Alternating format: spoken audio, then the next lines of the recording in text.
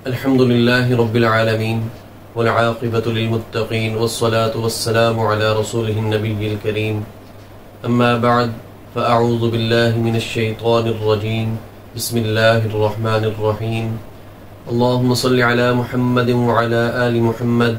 كما صليت على إبراهيم وعلى آل إبراهيم إنك حميد مجيد اللهم بارك على محمد وعلى آل محمد كما باركت على إبراهيم وعلى آل إبراهيم إنك حميد مجيد۔ میرے محترم بھائیو بہنوں، ابھی چند دنوں کے بعد انشاءاللہ العزیز ذی الحج کے مہینے کا آغاز ہو جائے گا، اور ویسے تو اسلامی مہینوں میں تمام مہینے ایسے ہیں جن کی اپنی اہمیت ہے، اپنی افادیت ہے، لیکن حج کا مہینہ بھی کسی سے کم نہیں ہے، کیونکہ اس ذی الحج کے مہینے میں دو ایسی عبادات کا حکم دیا ہے جن کی قضا نہیں ہو سکتی۔ آپ نماز پڑھتے ہیں، اگر آپ سے فجر کی نماز چھوٹ جائے یا قضا ہو جائے، ظہر کی نماز قضا ہو جائے تو آپ اسے بعد میں پڑھ سکتے ہیں۔ رمضان المبارک کے روزے فرض ہیں، لیکن اگر کسی وجہ سے رمضان کا روزہ چھوٹ جاتا ہے تو آپ اس کی قضا کر سکتے ہیں۔ لیکن اس مہینے میں، ذی الحج کے مہینے میں، دو عبادتیں ایسی ہیں کہ جن کی قضا آپ نہیں کر سکتے، اور وہ دو عبادتیں کون سی ہیں؟ نمبر ایک، حج کرنا، کہ آپ نے حج اسی مہینے میں ادا کرنا ہے، حج کی کوئی قضا نہیں ہے، آپ حج کو قضا کے طور پر نہیں کر سکتے۔ اور دوسرا، آپ نے اس مہینے میں قربانی کرنی ہے۔ آپ عام دنوں میں قربانی کریں گے تو وہ نفلی قربانی ہوگی، لیکن اس مہینے میں قربانی کرنا ہر اس مسلمان پر واجب ہے جو صاحب استطاعت ہے، اور یہ حضرت ابراہیم علیہ السلام کی سنت کو زندہ کرنے کے لیے حکم دیا گیا ہے۔ تو ہمیں پتہ چلا کہ ذی الحج کے مہینے میں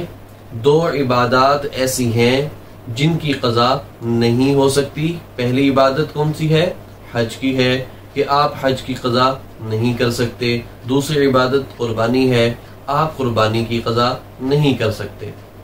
ذی الحج کے مہینے کے پہلے 10 ایام جو ہیں بہت ہی زیادہ اہمیت کے حامل ہیں، اور احادیث مبارکہ سے پتہ چلتا ہے، جس کا مفہوم میں آپ کو بتاتا چلوں، کہ ذی الحج کے مہینے کے ابتدائی جو دن ہیں ان کے روزے رکھنا، مثلا 1 سے لے کر 9 ذی الحج تک کے روزے رکھنا، یہ گویا ایسا ہے کہ جب آپ ایک روزہ رکھتے ہیں تو آپ کو پورے 1 سال کے روزوں کا ثواب ملتا ہے۔ اللہ اکبر! کہ آپ ذی الحج کے مہینے کا ایک روزہ رکھتے ہیں تو آپ کو پورے 1 سال کے روزوں کا ثواب ملتا ہے۔ نبی کریم صلی اللہ علیہ وآلہ وسلم کی احادیث مبارکہ اور سیرت طیبہ سے ہمیں یہ بات ثابت ہوتی ہے کہ خود نبی کریم حضرت محمد مصطفیٰ صلی اللہ علیہ وآلہ وسلم بھی ذی الحج کے روزے رکھا کرتے تھے۔ تو اس مہینے میں آپ روزے رکھیں،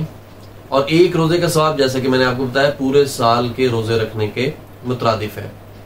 دوسری طرف وہ میرے بھائی یا بہن جو بہت زیادہ پریشان ہیں، چاہے وہ پریشانی گھریلو حالات کی وجہ سے ہو،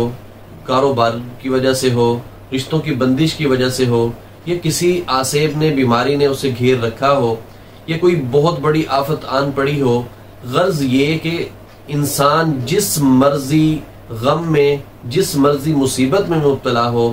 اگر وہ ان ایام میں پہلے 9 دنوں میں یہ عمل جو میں آپ کو بتانے جا رہا ہوں یہ کر لے گا، انشاءاللہ العزیز اللہ رب العزت کی ذات اس کو ہر مصیبت سے، ہر پریشانی سے، ہر بیماری سے نجات عطا فرما دیں گے۔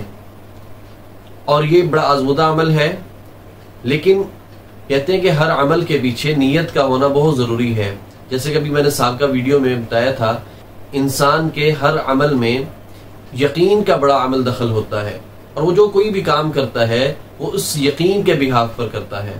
آپ کو اگزامپل بھی دی کہ آپ کھانا کھاتے ہیں تو آپ یقین کے بہاف پر کھاتے ہیں کہ یہ کھانا جب میں کھاؤں گا تو اللہ رب العزت اس کے ذریعے سے میری بھوک کو ختم کر دیں گے۔ تو وہ یقین ہوتا ہے جس کی بنا پر آپ پانی بھی پیتے ہیں تو پیاس بجھ جاتی ہے۔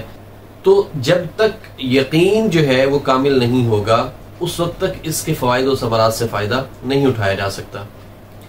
اب آپ نے کرنا کیا ہے، جیسے ہی ذی الحج کے مہینے کا آغاز ہو جائے تو آپ سنت کے طور پر ایک عمل تو یہ کریں کہ آپ بال منڈوانا یعنی کہ کوئی کٹنگ وغیرہ نہ کروائیں اور ناخن نہ تراشیں، ٹھیک ہے۔ اس سے آپ کا ایک فائدہ تو یہ ہوگا کہ آپ جو حجاج کرام ہیں ان کے ساتھ شامل ہو جائیں گے،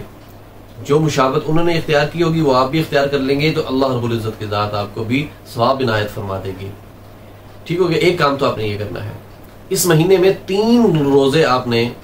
لگاتار رکھنے ہیں تو لگاتار رکھ لیں، ایک دن چھوڑ کر رکھنے ہیں تو ایک دن چھوڑ کر رکھ لیں، 3 روزے رکھنے ہیں آپ نے ذی الحج کے مہینے میں 3 روزوں کا اہتمام کرنا ہے، کم سے کم میں بتا رہا ہوں 3 روزوں کا آپ نے اہتمام کرنا ہے۔ آپ نے جب روزہ رکھ لیا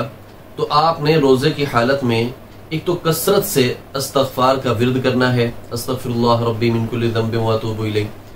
لیکن جب آپ افطاری کریں گے تو افطاری کرنے سے پہلے آپ نے اتنا ٹائم رکھنا ہے کہ جس میں آپ کو اندازہ ہو جائے کہ میں اتنے ٹائم میں یہ پڑھ لوں گا۔ آپ نے اول آخر 3 بار درود ابراہیمی پڑھنا ہے اور 21 مرتبہ سورۃ القریش لإیلاف قریش ایلافہم رحلۃ الشتاء والصیف فلیعبدوا رب ھذا البیت الذی اطعمہم من جوع وآمنہم من خوف، اس سورت کو آپ نے 21 مرتبہ پڑھنا ہے۔ اس کے بعد آپ نے اللہ رب العزت سے دست سوالی ہو جانا ہے، جو بھی مانگے گے، جو بھی آپ کی حاجت ہے، یا آپ جتنی بڑی مشکل میں مبتلا ہیں، جتنی بڑی مصیبت میں مبتلا ہیں، یا آپ جتنی بڑی بیماری میں مبتلا ہیں، انشاءاللہ العزیز میرا رب اتنا کریم ہے کہ وہ اپنے بندے کے اس چھوٹے سے عمل سے اس کی وہ بڑی سے بڑی بیماری، بڑی سے بڑی مشکل، بڑی سے بڑی جو ہے حاجت کو بھی اللہ تبارک و تعالیٰ پورا فرما دیں گے۔ تو میرے محترم بھائیو بہنوں، یہ ذی الحج کا مہینہ بہت ہی خاص مہینہ ہے، بہت ہی اہمیت کا حامل مہینہ ہے۔ اس مہینے میں آپ اس وظیفے کو لازمی کریں، انشاءاللہ العزیز اللہ رب العزت کی ذات آپ کو سال بھر